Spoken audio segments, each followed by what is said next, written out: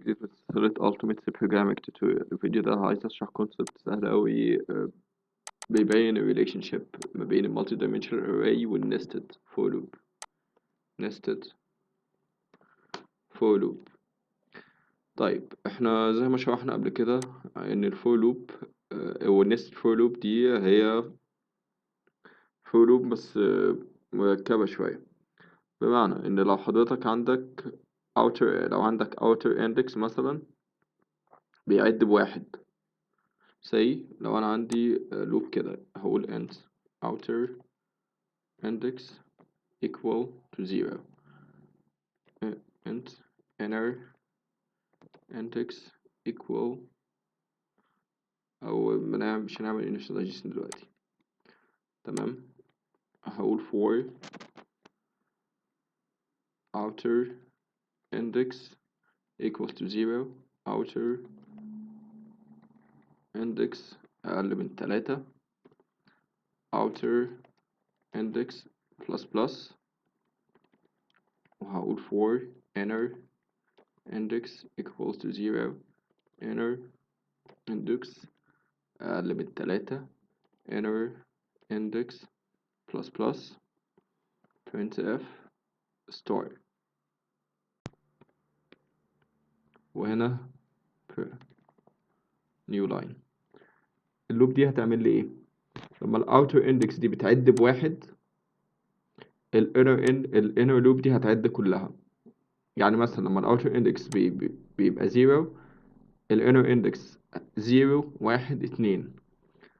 لما الاوتر اندكس بتبقى 1 الانر اندكس هتعد كلها 0 1 2 تاني. outer index ب2 الانر اندكس هتعد 0 1 2. نكمبايل هنا سيميكولون. تمام.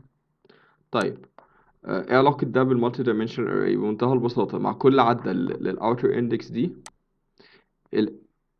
مع كل عدة الاوتر اندكس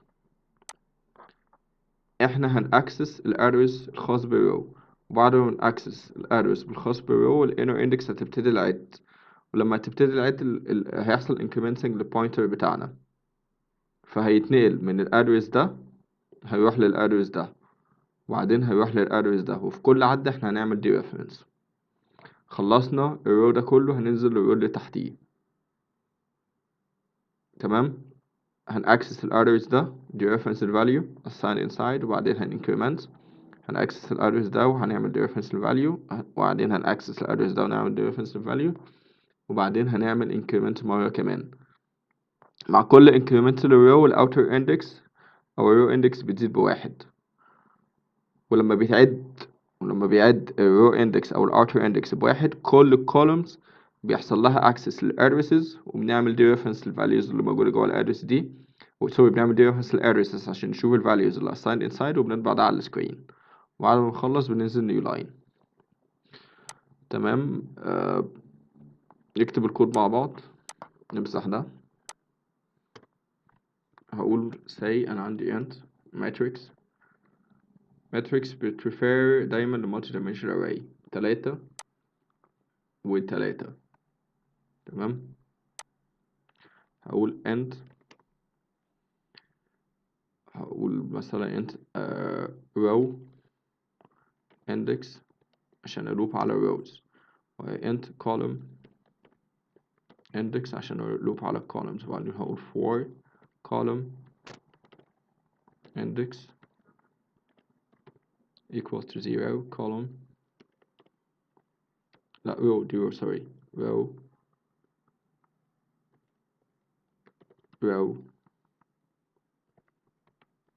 index equals to 0 row index أقل من 3 row index plus plus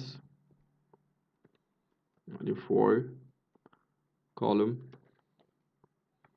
index equals to 0 column index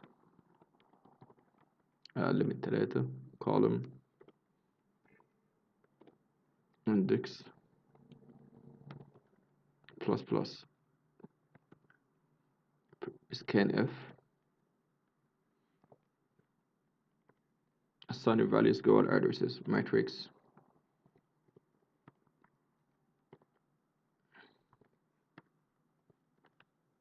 0 وليكن row index وبعدين column index.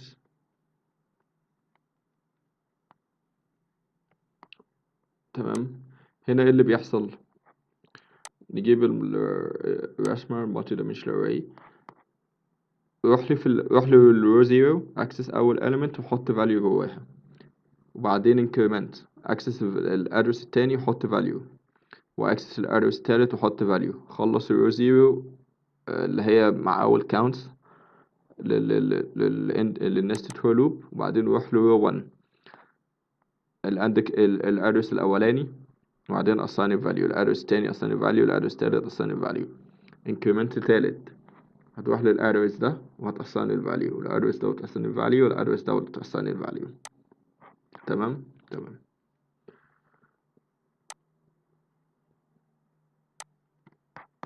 compile.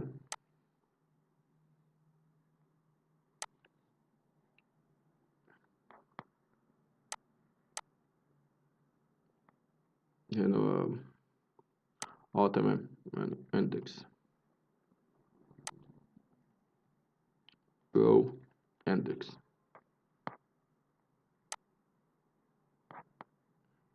ناخد دي كوبي وانا واحدة باخده.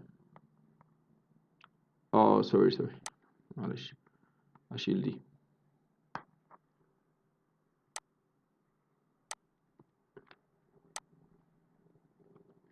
تمام. انا بعمل assigning في الادرسز 7 8 9. تمام. اقول مثلا هنا printf assign the values of the matrix. تمام. ممكن نشيل دي برضو توضيحا اكتر ونكتب matrix row index زائد column index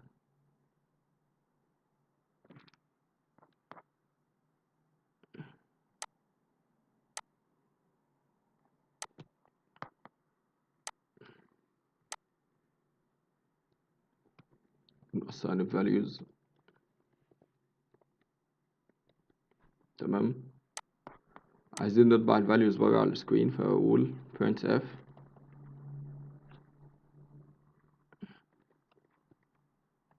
the values are. تمام. انا هزود حاجة في الكود، ويعني لو انت معايا من اول التوتوريالز المفروض انك يعني توصل لك بسرعة، تفهمها بسرعة. هقول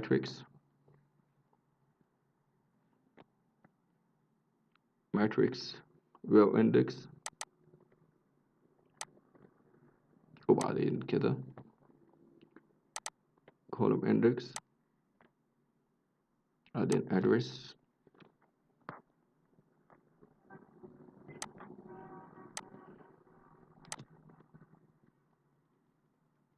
assign values.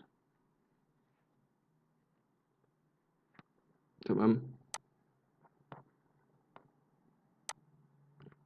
ناخد دي copy. احنا عملنا assignation جوه ال addresses، هنعمل بقى retrieve.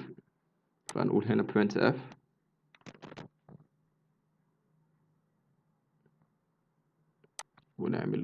نقفل الكودز بتاعنا.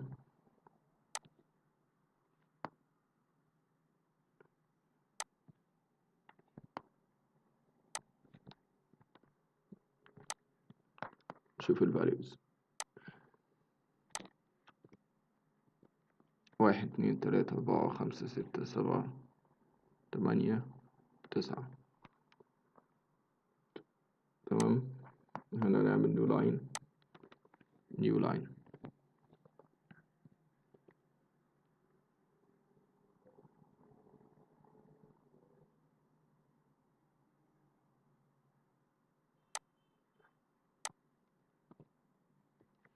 1 2 3 4 5 6 7 8 9. عملنا assignation للaddresses، عملنا assignation للvalue، وعملنا retrieve للaddresses واحد والتاني. لو عجب الفيديو سبسكرايب ولايك وخليك معايا عشان أنا عايز اشرح حاجات كتير جدا. مع السلامة.